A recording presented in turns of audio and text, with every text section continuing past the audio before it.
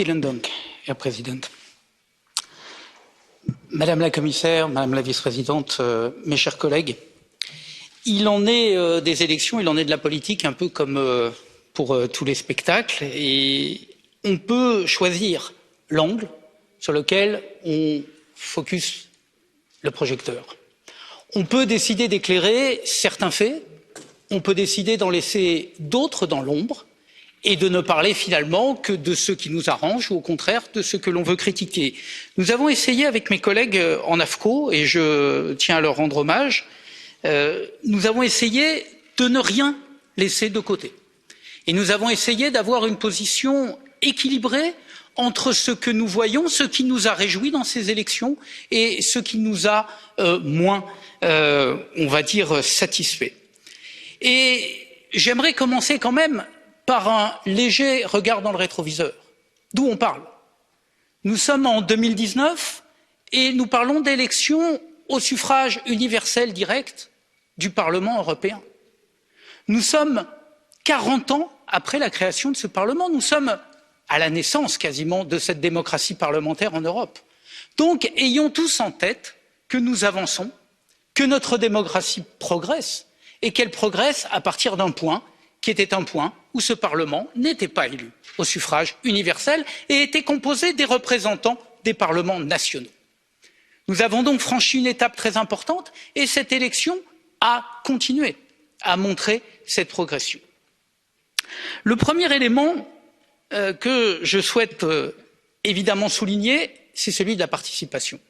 Tout le monde s'est réjoui de l'augmentation de la participation. Nous avons plus de 50% de participation à ces élections européennes et lorsque j'entends un peu partout, oui, mais l'Europe ne représente pas directement, etc., ce sont plus de 200 millions, je dis bien 200 millions de citoyennes et de citoyens européens qui ont voté pour les élections européennes.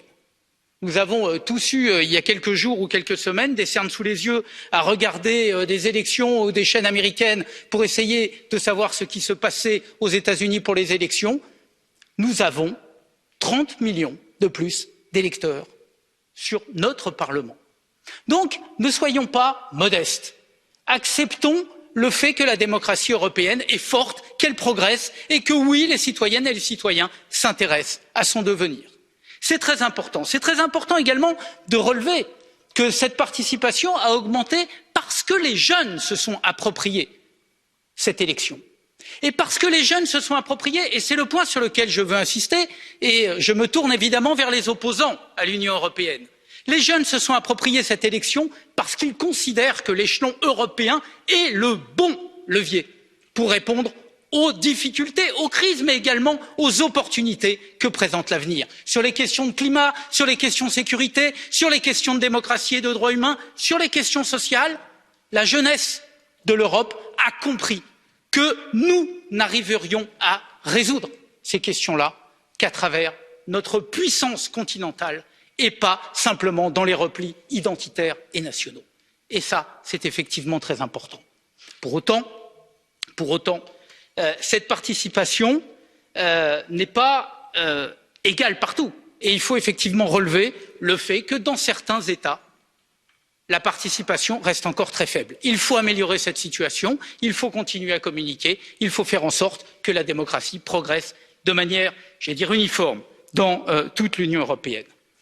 Mais, je l'ai dit, nous avons des bonnes nouvelles. Nous en avons des moins bonnes. Je l'ai dit, certains pays ne se mobilisent pas autour de l'élection européenne.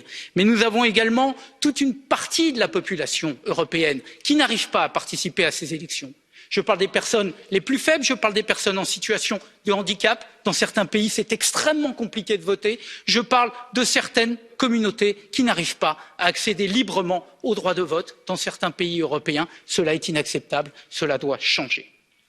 Nous avons également à constater le manque de diversité dans notre Parlement. Bien sûr qu'il faut faire des progrès sur cette question-là.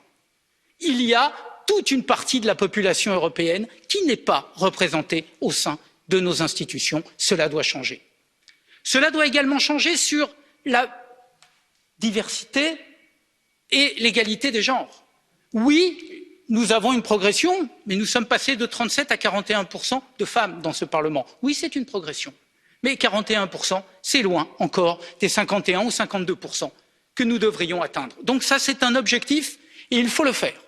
Nous devons effectivement arriver à ce que ce Parlement ait une parité réelle, effective, entre les femmes et les hommes.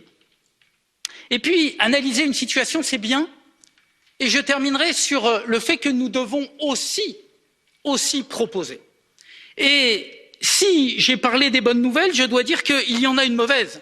C'est que le principe du Spitzenkandidat n'a en l'état pas été compris par les électeurs. À peine 8% des électrices et des électeurs européens ont dit que cette question du Spitzenkandidat, de la candidate ou du candidat tête de liste, était au cœur de leur vote.